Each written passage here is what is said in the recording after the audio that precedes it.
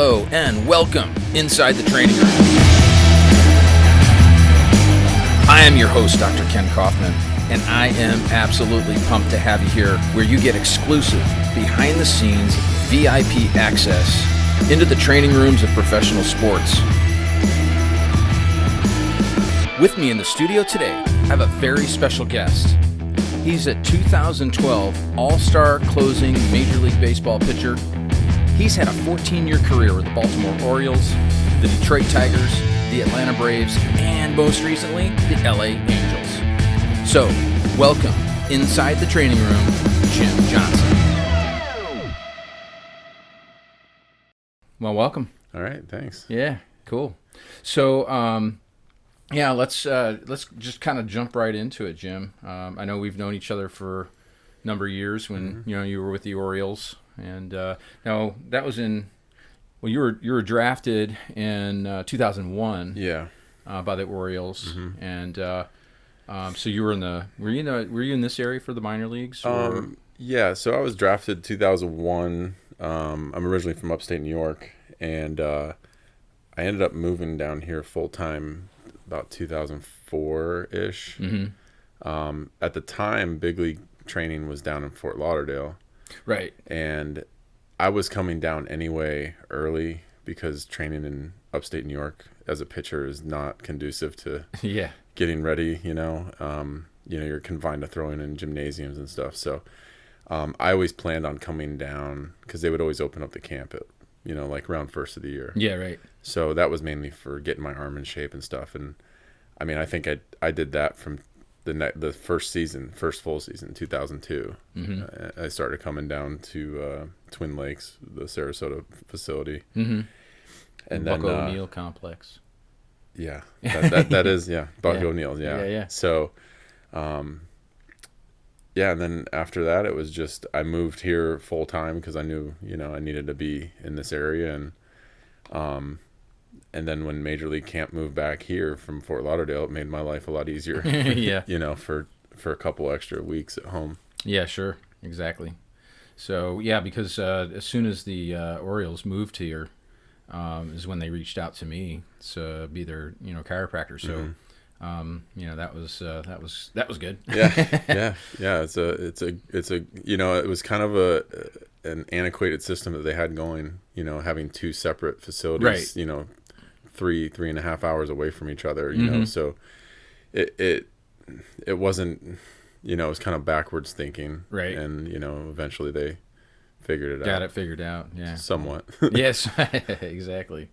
So, and then in 2001 is when you were drafted, and then it was 2006 where you made your major league debut. Technically, yes. Technically. Yeah, it was just I made one spot start. And it was after they lost 30-3.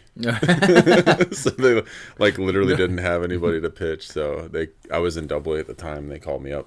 Okay. Because at the time, AAA, I can't remember that season because there was a transition there. The AAA season was either in Rochester or Ottawa before it had moved to Norfolk. I can't remember exactly where it was, but it was more probably a logistical reason why they brought me up at the time to fill in. I do remember it was probably like the hottest day in August.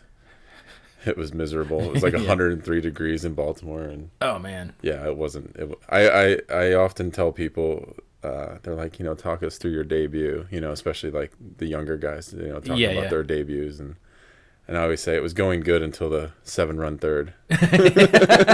Everything was locked down until then. Yeah. Well, that happens. Well, you kind of get your feet wet, and then now the following year you got called up for a game too, 7, right? Yeah, I think 2007. I think I was up there for maybe just a week or so. Okay. I think I only pitched in one game. And that was the time. Teams didn't rotate like they do now. Right. They didn't treat their minor leagues like they do now, where they kind of will have a guy come up for a week or two and then send him back down, and it's like back and forth, like a shuttle. That wasn't, they weren't doing that kind of stuff then. So it was basically like almost like emergency kind of backup kind of deal.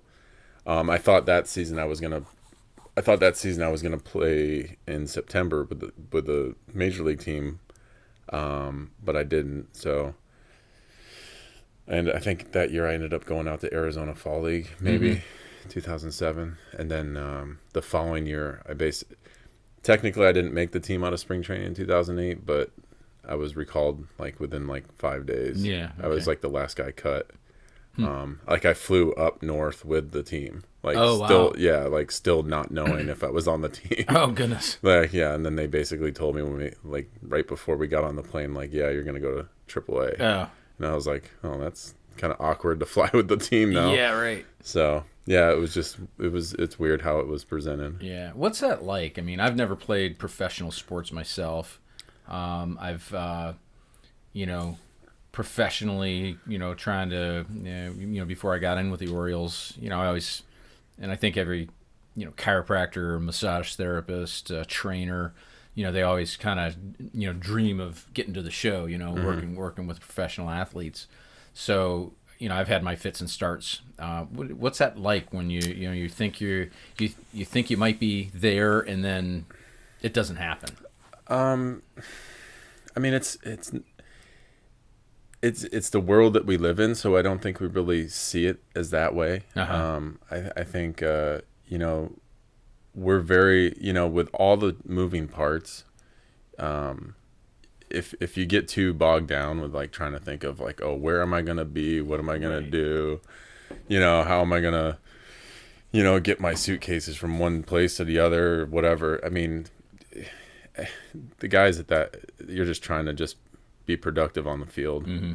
And it's easier when you're younger. It's harder for like those guys that are maybe a couple years older, been up and down, now they have families. Then it probably gets a little bit more difficult. But when you're young, for the most part, you don't really have all those extra things pulling you in different directions, so you can kind of have that tunnel vision to try to just keep grinding through it. That probably just, that's what it takes. It's just that tunnel vision, just focus on, because it's out of your control, really. Yeah. I mean, there's nothing you can do. You have to basically, is this something I'm going to really stress about and waste my time and energy on, or, or am I going to just try to focus on what's important at hand? Right. Well, I guess, that's true with, in business or, and going to school or just going through life, and your job is just you can't, there's some things that are just not in your control, so there's no reason to stress out over it. And it's funny is a lot of people that haven't played professional sports, it always comes back to like if you're in the minor leagues. I've always gotten a kick out of like people like when I was in the minor leagues, like, oh, well, when are you gonna turn professional?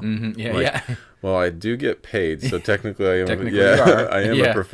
So that was people thought that it was like a choice that you had. Right. They don't understand. A lot of people outside the sports, they don't understand that it's how the system works. When you're drafted, how the team has control over you, and they dictate. Like you have no power to dictate anything. Yeah, right. Your play dictates where you go for the most part, or should. So they don't understand like that you just can't leave your job and go somewhere else to another team. It doesn't. It doesn't work like that. Yeah, right. Well, and then that's I read an article a few months ago, and it was talking about the rate of pay in the different major sports, and for minor leagues and their development teams. And baseball's pretty low on the totem pole. Oh yeah. And then you know what the number one is? This was surprising. For what? For minor league pay for major league sports. I have no idea. Hockey. Really? Yeah, hockey minor league players have the most income. Well, I mean, if you look at it, I mean, think of how many teams, a hockey affiliate has to carry. What do they carry? Two? Yeah, they carry Well, an that's AHL true. and an ECHL. Or, Yeah. They're carrying, and some of these guys, I think they play overseas too. Mm-hmm. I don't know. It's a different kind of system how they use it. Right. But yeah, I mean, my first professional paycheck when I was in Gulf Coast in 2001, I think minor league pay that year was like $800 a month. Wow. And how are you going to pay rent on that? Well, but the rules were you couldn't live off. You had to live in the team hotel. Oh, wow. And they took the expenses out of your check. Out of your check. So my first 2-week check, I cleared like $120. Oh my gosh. Yeah, that's pretty I'm like, bad. what did I sign up for? Yeah, right. Do I really want to do this? Yeah. Yeah. Well, that's, and it's it's a grind. It's just like anything else. Yeah. If you really want it, you got to work at it. Got to work your ass off. You got to put in the work, put in the reps. It's just, that's life. Just the way it is.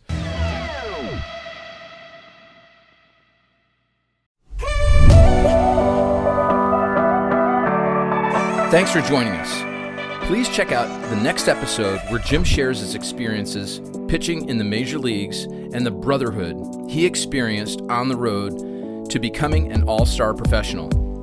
He also provides his insights on the status of today's young players and how they too can perform at their best. We look forward to seeing you in the next episode of Inside the Training Room.